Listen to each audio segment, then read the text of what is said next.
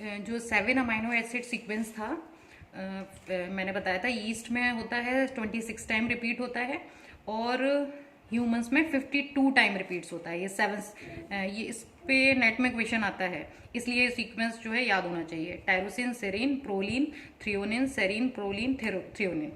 ये इसको हम कहते हैं कार्बोक्सी टर्मिनल डोमेन, CTD। ये इसलिए इम्पॉर्टेंट है कि RNA पॉलीमरेज की जो एक्टिविटी है वो जब ये जो सीक्वेंस पे जो होते हैं अमाइनो एसिड का, इन पे जब फॉस्फोराइलेशन हो जाता है, सेरीन और थ्रियोनिन, आप पढ़ोगे आगे चल के कि फॉस्फोराइलेशन हमेशा सेरीन रेजिड्यू पे होगा या थ्रियोनिन पे होगा। तो जब इन अमाइनो एसिड पे फॉस्फोराइलेशन हो जाता है तब RNA पॉलीमरेज एक्टिव होता है और इलोंगेशन स्टार्ट करता है। अब तो इस तरीके से RNA पॉलीमरेज सेकेंड हो गया। इसमें ये 12 सब यूनिट्स का बना होता है और इन 12 सब यूनिट्स में से 2 जो सब यूनिट्स हैं वो बीटा और बीटा डैश के सिमिलर होती हैं, और बीटा जो सब यूनिट होती है वो लार्जेस्ट सब यूनिट होती है। जो बीटा के सिमिलर है वो लार्जेस्ट सब यूनिट होती है RNA पॉलीमरेज सेकेंड की, और लार्जेस्ट सब यूनिट में ही ये 7 अमाइनो एसिड का रिपीटेड सीक्वेंस होते हैं, जिसे हम कार्बोक्सी टर्मिनल डोमेन का कहते हैं, CTD। अब आते हैं ट्रांसक्रिप्ट। मैंने ये बता दिया RNA पॉलीमरेज सेकेंड का सारी क्या यूनिट्स होती हैं। अब आते हैं हम ट्रांसक्रिप्शन इनिशिएशन। इसमें 2 तरीके के ट्रांसक्रिप्शनल फैक्टर्स होते हैं यूकैरियोट्स में। ट्रांसक्रिप्शन फैक्टर्स जो होते हैं इनिशिएशन प्रोसेस शुरू करते हैं और ट्रांसक्रिप्शन को रेगुलेट भी करते हैं।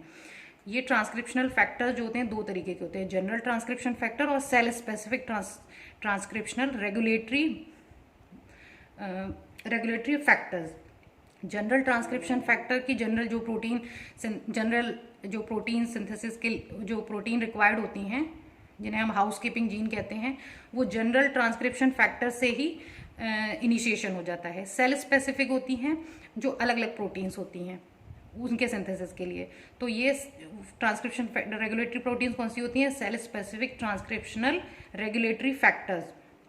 ये इन्हीं जो होते हैं bind to the regulatory sequence enhancer और साइलेंसर।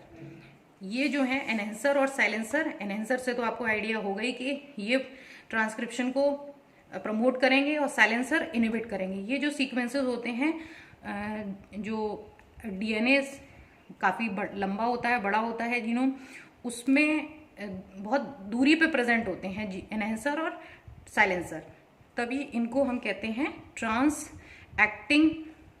Acting DNA sequence.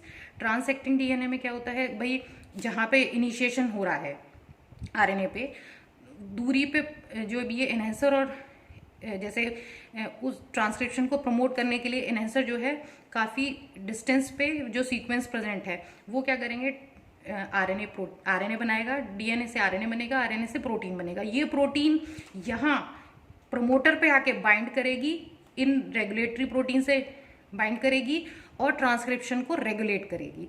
इसलिए हम इसको इन जितनी भी ये रेगुलेटरी प्रोटीन है इसीलिए हम ट्रांसएक्टिंग कहते हैं, क्योंकि डिस्टेंस पे प्रेजेंट होती हैं और वो सीक्वेंस जो है RNA बनाता है, फिर RNA से प्रोटीन बनता है। ये प्रोटीन यहाँ पे ये रेगुलेटरी प्रोटीन बाइंड करती हैं इनिशिएशन ये कॉम्प्लेक्स पे RNA पॉलीमरेज के साथ और रेगुलेट करती हैं ट्रांसक्रिप्शन को। अब जो जनरल ट्रांसक्रिप्शन फैक्टर्स होते हैं वो कौन कौन से होते हैं? General transcription factor second TF second B, transcription factor second B, ऐसे ही TF second D, TF second A, इनके अलग अलग फंक्शंस होते हैं। जैसे ट्रांसक्रिप्शन फैक्टर सेकेंड D ये होता है, मैंने बताया था जो टाटा सीक्वेंस होते हैं,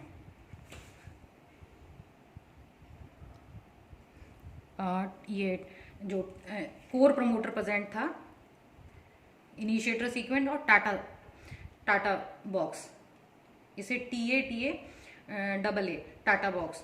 तो ये सेकंड इसको ये जो ट्रांसक्रिप्शन फैक्टर सेकंड D था ये किस किस का बना होता है? इसमें TBP होता है, ट्रांसक्रिप्शन बाइंडिंग प्रोटीन, और +12 जो होती हैं TBP एसोसिएटेड फैक्टर्स होते हैं, ट्रांसक्रिप्शन बाइंडिंग प्रोटीन फैक्टर्स। तो टाटा बाइंडिंग प्रोटीन जो होती हैं ये TBP, टाटा बाइंडिंग प्रोटीन। अब ये टाटा बाइंडिंग प्रोटीन इस सीक्वेंस को रिकॉग्नाइज करेंगी, टाटा को, इसलिए इनका नाम है टाटा बाइंडिंग प्रोटीन। और ये 12 जो एसोसिएटेड TBP एसोसिएटेड फैक्टर्स हैं, TATA binding protein associated factor. तो ये फैक्टर्स जो हैं इसको टाटा बॉक्स को रिकॉग्नाइज करेंगे। ऐसे ही सेकंड बी का क्या काम है, टाटा बॉक्स और इनिशिएटर सीक्वेंस को रिकॉग्नाइज करना। ऐसी TF सेकंड ए होता है, सेकंड F होता है, सेकंड E होता है एंड सेकंड H होता है। इसमें इंपॉर्टेंट फंक्शन सेकंड H का ये है, ट्रांसक्रिप्शन फैक्टर सेकंड H, ये जनरल ट्रांसक्रिप्शन फैक्टर है। इसमें हेलिकेज और काइनेज एक्टिविटी दोनों पाई जाती हैं।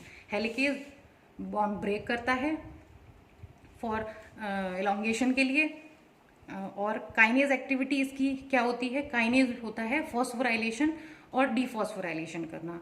ये ही जो है ट्रांसक्रिप्शन सेकंड H जो है, जो RNA पॉलीमरेज का ये सीक्वेंस था, इसके सेरीन और थ्रियोलिन रेजिड्यू को फॉस्फोराइलेट करता है, जिससे ये CTD डोमेन एक्टिव हो जाता है, मतलब RNA पॉलीमरेज एक्टिव हो जाता है आफ्टर फॉस्फोराइलेशन। अब इनिशिएशन तो ये हो गया, ये फैक्टर्स लग गए, और हेलिकेज एक्टिविटी ऐसे। अब आप इससे समझो कि ये DNA सीक्वेंस है, इनिशिएटर और ये टाटा बॉक्स, इस सीक्वेंस में ये ट्रांसक्रिप्शन फैक्टर जो है लगते जाते हैं। पहले D लगता है, A लगता है, B लगता है, और ट्रांसक्रिप्शन फैक्टर F जो है RNA पॉलीमरेज के साथ ही बाइंड करके ये उस पे स्ट्रैंड पे लग जाता है। देन E लगता है एंड लास्ट में H लगता है। तो अभी तो कोई हेलिकेज एक्टिविटी स्टार्ट नहीं हुई, तब तक हम इसको क्लोज कॉम्प्लेक्स कहते हैं। जैसे ही हेलिकेज एक्टिविटी स्टार्ट होती है, मेल्टिंग होने लगती है बॉन्ड्स की, डबल स्ट्रैंडेड जो DNA है, और ओपन कॉम्प्लेक्स बन जाता है। फर्दर क्या होता है, अब ये जो सेकंड H था, ये इसकी हेलिकेज एक्टिविटी की वजह से बॉन्ड ब्रेक हुए और इसने फॉस्फोराइलेशन कर दिया CTD डोमेन का, तो RNA पॉलीमरेज एक्टिव हो गया।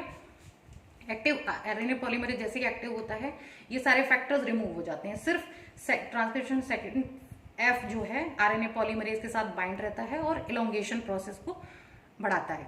इलोंगेशन होता है और ऐसे ही राइबोन्यूक्लियोटाइड्स ऐड होते जाते हैं, mRNA बनता जाता है। फिर होता है टर्मिनेशन, जैसे प्रोकैरियोट्स में टर्मिनेशन था कि रो डिपेंडेंट और इंट्रिंसिक फैक्टर, लेकिन इसमें टर्मिनेशन क्या होता है, बहुत क्लियर कुछ इसका है नहीं टर्मिनेशन का, बट बाद में इसको हमने पॉली ए डिपेंडेंट टर्मिनेशन जो है वो होता है। पॉली ए डिपेंडेंट टर्मिनेशन वो मैं आपको ये पोस्ट ट्रांसक्रिप्शनल मॉडिफिकेशन जब बताऊंगी अभी, उसमें मैं आपको बता दूंगी कि पॉली ए टेलिंग होती है ना इसमें RNA में, तो पॉली ए टेलिंग जब होती है, उसी के साथ ही साथ जब भी पॉली एडेनाइलेशन होता जाता है, साथ ही साथ ये कट हो जाता है और टर्मिनेशन हो जाता है। ये मैं आपको पोस्ट ट्रांसक्रिप्शनल मॉडिफिकेशन या RNA प्रोसेसिंग जिसे कहते हैं उसमें मैं एक्सप्लेन कर दूंगी। तो ये हो गया टर्मिनेशन। तो इस तरीके से हाँ, और ये और हैं इसके इनहिबिटर्स, प्रोकैरियोटिक और यूकैरियोटिक दोनों में ही रिफाम्पिसिन और एक्टिनोमाइसिन D, ये जो होते हैं ये इनहिबिटर होते हैं ट्रांसक्रिप्शन के। रिफाम्पिसिन क्या होता है, ये बीटा सब यूनिट से बाइंड करता है, RNA पॉलीमरेज की बीटा सब यूनिट से बाइंड करके उसको ब्लॉक कर देता है, जिससे DNA जो RNA इलोंगेशन होता है वो ब्लॉक हो जाता है। बीटा सब यूनिट से बाइंड कर गया तो ये RNA पॉलीमरेज को आगे बढ़ने नहीं देता और इलोंगेशन ब्लॉक हो जाता है। दूसरा है एक्टिनोमाइसिन D, ये क्या होता है, ये intercalates between the G and C, जो GC पेयर होता है उसके बीच में इंटरकैलेट कर जाता है, उसके बीच में ये इंटरकैलेट कर जाता है, जिससे, और हाँ इसकी एक स्पेशलिटी ये है कि ये डबल स्ट्रैंड में ही इंटरकैलेट करता है, ना कि केवल डबल स्ट्रैंडेड DNA में, ना सिंगल स्ट्रैंडेड DNA में, ना सिंगल स्ट्रैंडेड RNA में, ना ही RNA DNA हाइब्रिड जो बनता है उसमें, उस पर भी ये बाइंड नहीं करता। ये केवल डबल स्ट्रैंडेड DNA जो होता है उसी के GC पेयर में इंटरकैलेट करता है और ट्रांसक्रिप्शन को इनहिबिट कर देता है। ये जो इनहिबिटर हो गए रिफैम्पिसिन है ना, एक्टिनोमाइसिन D। अब ये आपका हो गया यूकैरियोटिक ट्रांसक्रिप्शन। अब नेक्स्ट वीडियो में मैं आपको पोस्ट ट्रांसक्रिप्शनल मॉडिफिकेशन या RNA प्रोसेसिंग बताऊंगी। Okay, thank you.